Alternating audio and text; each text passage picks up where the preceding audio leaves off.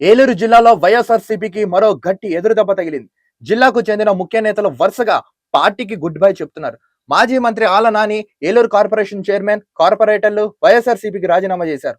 వీరిలో Eluru corporation chairman, కార్పొరేటర్లు టీడీపీలో చేరిన సంగతి తెలిసిందే. తాజాగా వైఎస్ఆర్సీపీకి మరో ఎదురుదెబ్బ తగిలింది. ఉమ్మడి పశ్చిమ గోదావరి జిల్లా జడ్పీ చైర్పర్సన్ గంటా పద్మశ్రీ, ఆమె భర్త వైఎస్ఆర్సీపీ బీసీసీఎల్ జిల్లా అధ్యక్షుడు ప్రసాదరావు పార్టీకి రాజీనామా చేశారు. దంపతులిద్దరూ తమ రాజీనామా లేఖలను పార్టీ అధినేత జగన్మోహన్ రెడ్డికి పంపించారు. తాము జనసేన పార్టీలో చేరబోతున్నట్లు ప్రకటించారు.